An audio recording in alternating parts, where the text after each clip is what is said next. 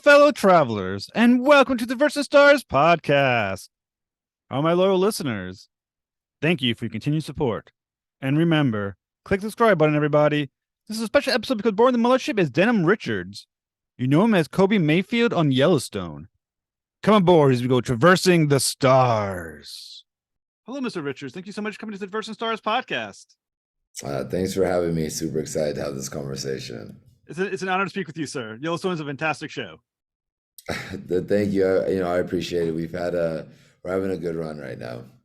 So I always start off with a question of inspiration. So what inspired your love for acting and who were your earliest influences? It's challenging. I think I was just kind of born with a passion for the arts. I don't know me personally, I don't know if you can really be passionate. Like you don't just wake up one day and decide your passion for the arts. I think you're kind of born with it. But I've had a lot of different influences in my life at all different stages and levels, depending on where I was. So it's kind of hard, but I have like people like Oba Babatunde and obviously like Denzel Washington. You have these kind of like staples in the arts that I've always followed, especially because these two have also been very instrumental as far as they've done stage and they've also done television, they've also done film. So they're people that I would definitely like to be able to emulate my career after. So I don't know if everyone knows this about you, but I read that in 2006, you took first place in an acting singing competition in Los Angeles for the NAACP. I don't know if everyone knows that you're a singer. So how does that work? Or is that something you're also pursuing on the side? Does that help you with your theater work? Yeah, as far as how does that work, I guess it doesn't really. I think it's just one of those things where, I did a lot of musical theater, especially in my early teens and early 20s, or I guess I would say late teens, early 20s. And I've always had a passion for music. I sing mostly jazz now, but I don't pursue it on the side. It's one of those things like I'm very big about the arts where it's like you really got to focus on something Yeah. to be good at it. Again, I'm not really a firm believer of like you can just pick up the arts and put it down and pick it up and put it down and expect to be good at it. Yeah. It's a real craft, it's a real trade, and you really got to hone in. So I do, I sing jazz occasionally. If I ever am in a jazz lounge, I'll always ask maybe to sing a song if I'm forced. But usually I don't really do too much of it as much as I would like to right now. So I'm personally not a good singer at all, but I have the understanding that a good singer has a great range of a vocal range.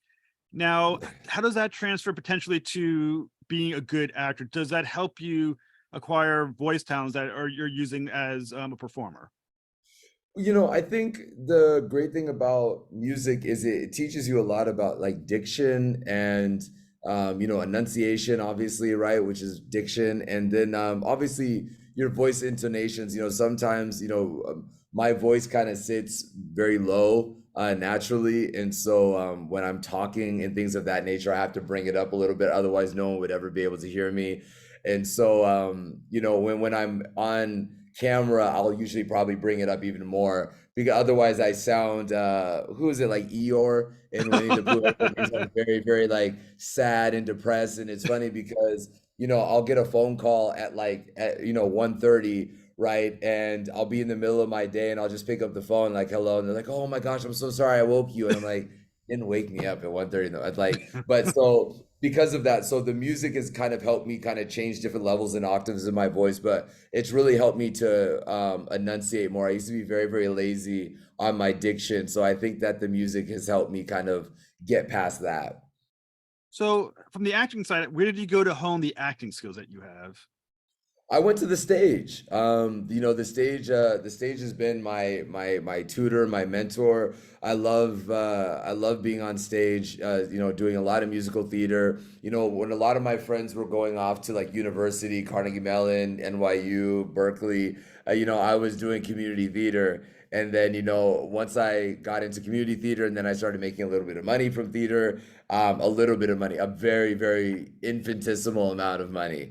But that was really my teacher, and I learned the hard way. And then when I wanted to start trying or attempting to get into television and film, I failed a tremendous amount.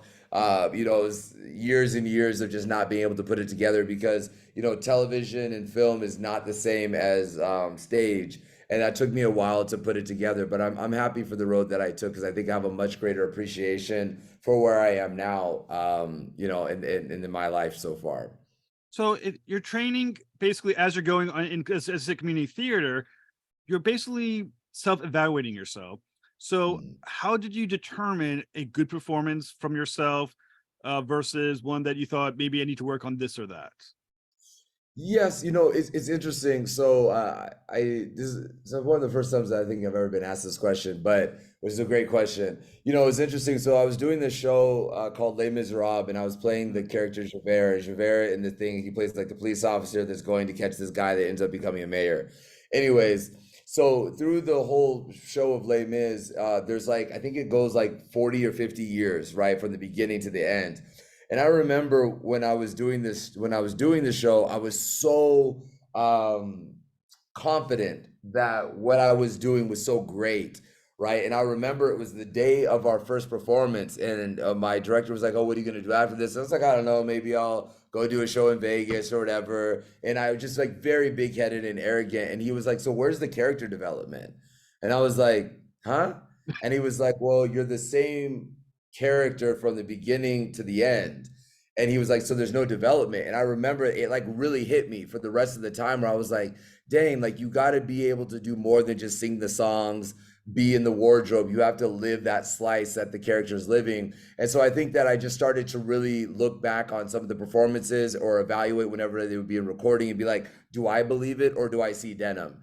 And I think that as long as I can't see Denim, I believe it. And if I can see Denim, then I feel like I phoned it in.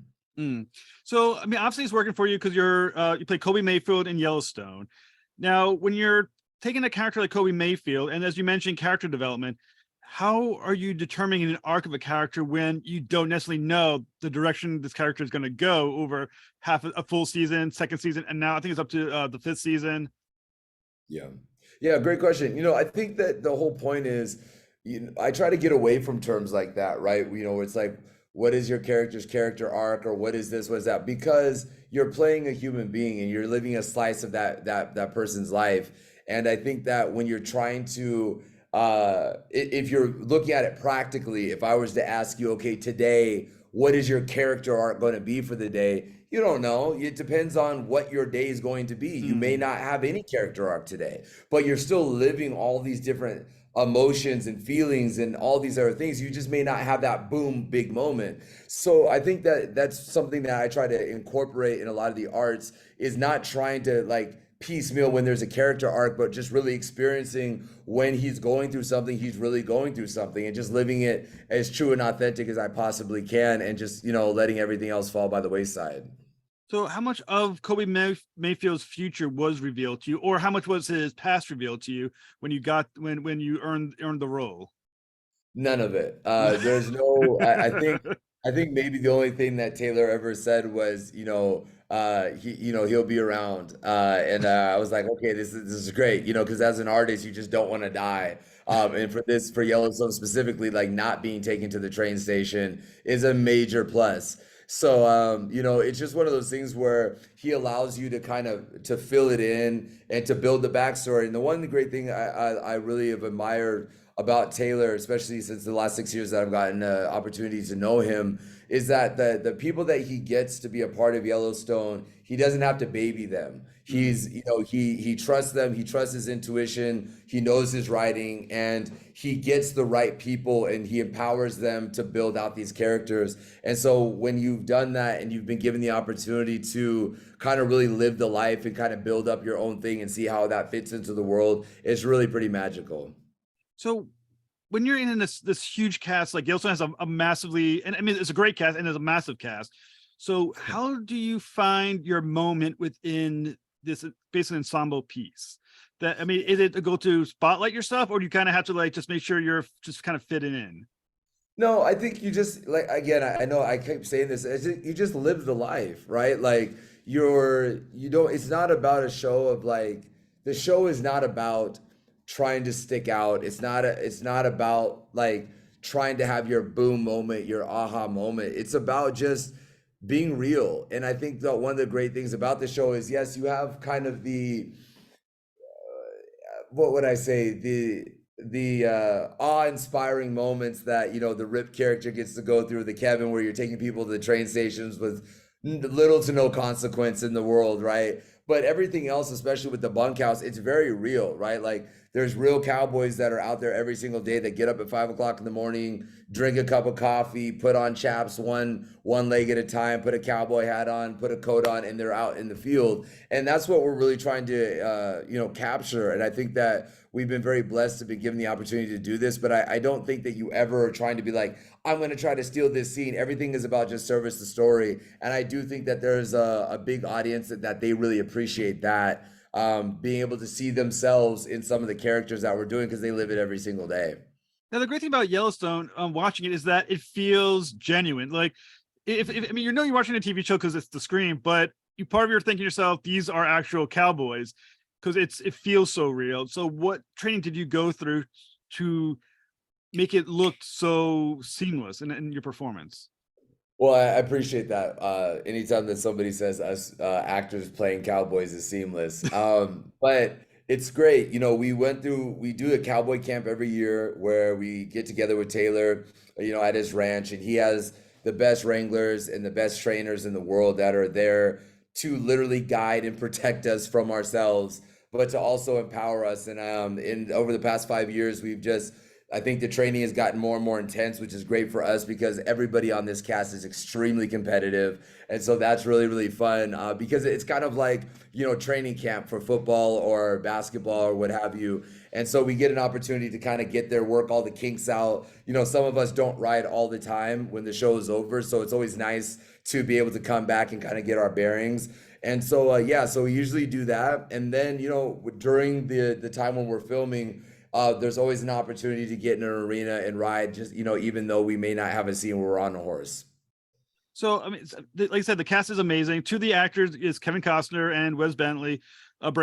What are they like to act with in your scenes? Yeah, I mean, yeah, the show is huge, right? You have, like you said, Kevin, Wes Bentley, Cole Hauser, Kelly Riley, Luke Grimes. I mean, Kelsey, Ian, Jeff. I mean, the list just goes on and on. Gil Birmingham. So, I mean, they're all just tremendous. They're tremendous. I mean, it's really interesting because when you see people on camera, especially growing up, you always have an idea about how people will be. You would think like, oh, they're probably going to be very arrogant or very egotistical, and then you get an opportunity to work with them. You're like, oh my gosh, these people are great, right? And I've learned so much. I tell people all the time, by being able to be a part of Yellowstone, I've gained like 20 years of artistic experience, right? Just being around Taylor Sheridan, who's the creator and writer of the show, and of Kevin, who's been doing it for 45 years, Cole Hauser, like it's amazing. So all I try to do is just soak up and absorb all the knowledge and information, because the goal for me is to be able to have a career that lasts, just as long as theirs is, and to have the passion Mm. that they still have for it, I think is really, really awe-inspiring.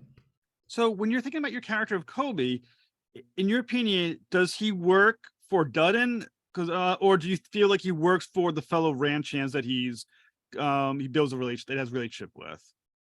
Well, I think we're definitely working for the Dettons. I think we're employed by them. We're living on their ranch, but we work and we live for one another, right? And I think that we all, to some degree, feel a certain level of ownership with the ranch. And I do think that that's some of the essence of what real life cowboys go through. They're up there on their horses. You got to take care of your horses. You're with the cows. The cows have a very important job when it comes to grazing and things of that nature, pushing. And so I think that part of a cowboy's job is to take pride in what you have and where you have. And I think that's one of the things I love, because I think our generation could use a little bit more of that, like just taking pride in the work that you're doing and taking a little bit of ownership, even though you may not be the owner, but you get to be a part of something great and something that's successful, and there's that family dynamic. So I think that that's something that Colby does. I think he just takes pride in where he is, and he appreciates the opportunities that he has. Now, one of the big moments for Kobe is that season 3, becomes what they call branded. Yeah. What does that mean to him? Well, I think it's interesting. Colby gets branded. The one thing it's always great about Colby was, he didn't come into the show branded, which means he wasn't a felon, he wasn't a criminal, he wasn't any of these things. And so him being branded became because like people tried to kill them, right? Like they tried to kill Colby and Teeter in the water. And so they got the revenge. And I think that that's what I was saying about kind of like that family dynamic that when you hurt one, you hurt all of us, and that's something that I think is really important. So but essentially just getting branded means that you're kind of a part of it. You don't get to just decide one day that you don't want to be on the ranch anymore, and and there's certain things that you have to be willing to do, and it just is what it is. Like you look at it like you've been initiated, and that's it. I love the chemistry between you and Jen Landon, who plays Teeter. Now, once again, these are great characters. Where do you see these characters going over the course of the next seasons? I mean, is this a permanent connection? Is this going to be, sort of like a Friends, Rachel Ross together, not together? You know, uh, a French restaurant, that's great. Yeah, we're the cowboy version of them. I think Jen Landon is great. She's so fun to play with on camera, and she's a great human being and very passionate again. And, she does such a great job of just living that slice of Teeter. And I think that, as this season has progressed, I think that people are starting to see a little bit of a softening with Colby. I think that she's wearing him down a little bit. And I think that ice is definitely melting now because we're cowboys. It's one of those things where it's always hard to decide and figure out what life looks like. Having a relationship in a bunkhouse and all these different things. How you manage that. But I think if there's any couple that can do it, I think it's Colby and Teeter, because Colby's very calm and Teeter's kind of like a fire. I guess he's water and she's fire or whatever. So I think there can be a good balance occasionally. And so I think it's going to be really fun to kind of navigate that. But I'd like to play with her for seasons and seasons to come. Now, as you said, like a softening of Kobe. As a cowboy, how much is it a preservation of an image he's trying to keep with the other ranchers? I don't know that it's an image. Colby feels, cowboys feel. I think it's very fascinating because I think that there's kind of like this thought process that cowboys don't feel anything, but cowboys feel everything. They're very passionate people. They love their horses. They love that, and they love each other because they're in the grind with them every single day. And so I think that, one of the great things that we get to do in the bunkhouse is make fun of each other and laugh. And there's been a tremendous amount of relationships that have come in to the bunkhouse. I think we could have probably our own dating show of dating in the bunkhouse, of what that looks like. So I think that it's okay. I think Colby, so far, I think he might have like the longest standing relationship in the bunkhouse, which is, I don't think anybody would have bet on that as a future bet a couple of seasons ago. And I mean, Yellowstone has been such a huge phenomenon on TV. Why do you think Yellowstone has caught on so well with such a vast audience?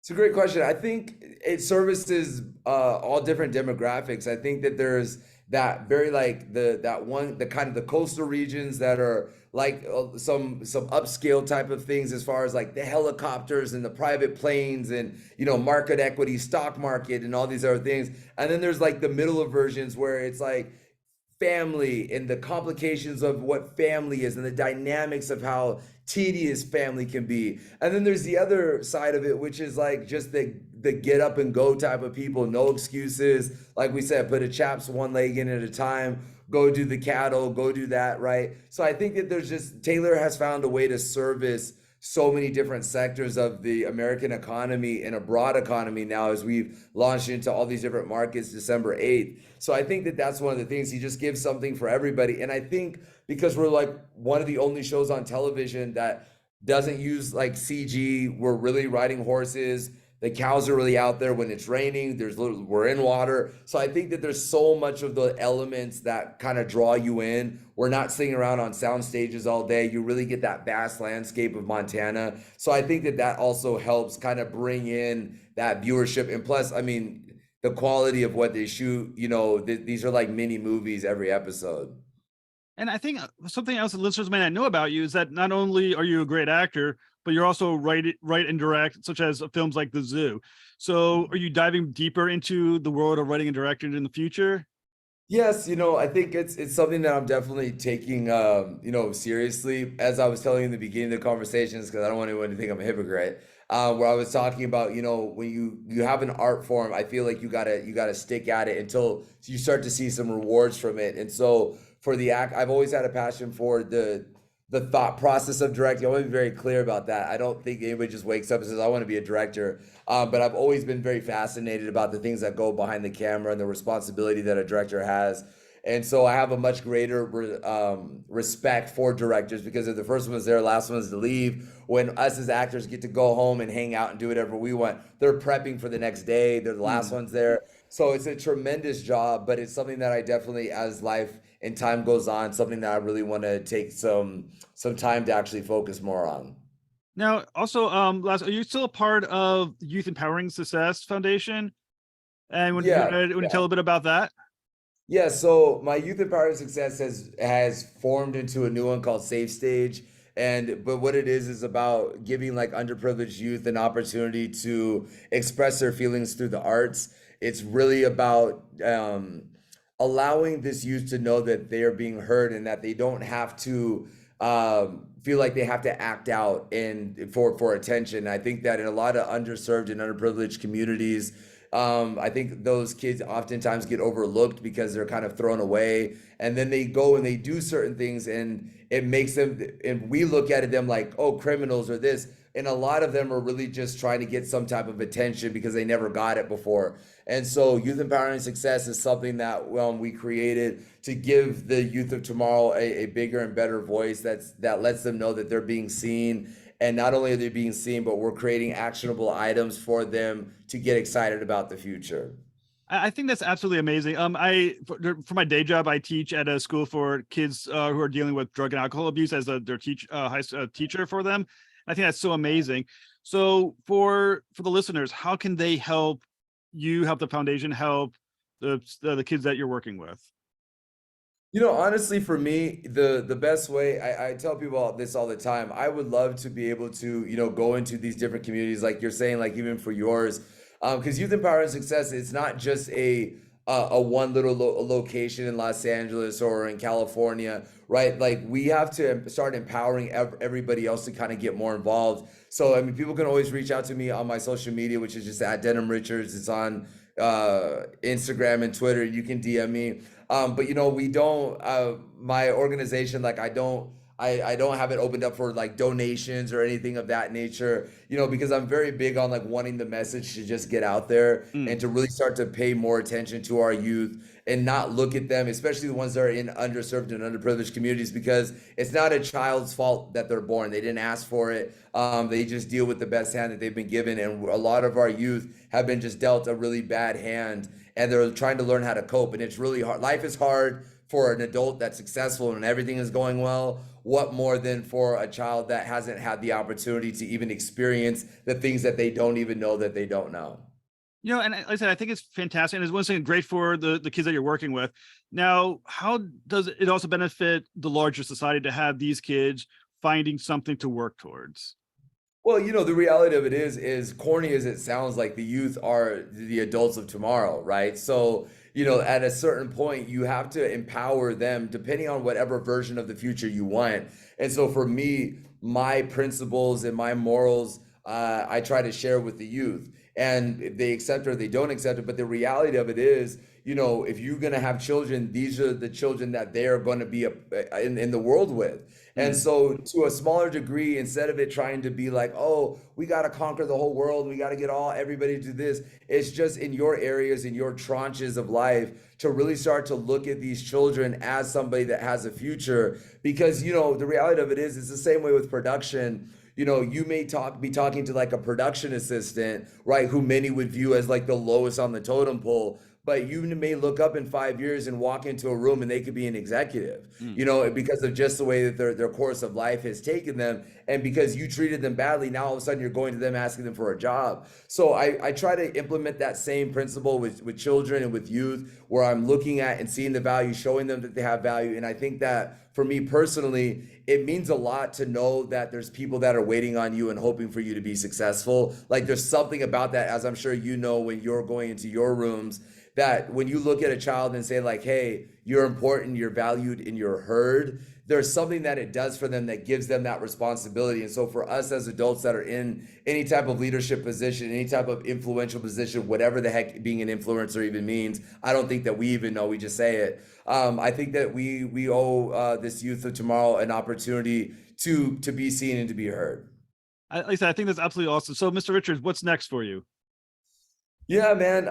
So right now we're experienced. We have one more episode for Yellowstone. I'm very excited. I think it's the season finale or season A finale of this 8 episodes, and then we'll be right back at it in a couple of months. Right now I'm in Africa, so we're doing this interview and I'm in Africa. Very cool. So I have some productions that I'm actually doing right now, doing some directing and executive producing on right now with my studio over here, Kumo Studios. So I'm staying very busy with doing that. I just got back from Zambia or whatever, so it was like 2 days ago. So I'm all over the continent right now doing content and things of that nature. So the next year, 2023, is going to be really exciting. Some really exciting news on the Yellowstone front, and also from what I'm doing here on the continent of Africa. So I'm super excited. Well, when you're ready to promote them, come back on the show and talk about them. You've been a fantastic guest. Oh, man, thank you. I really appreciate it. Totally my pleasure. Have a great night, Mr. Richards. And once again, thank you so much. All right, you too.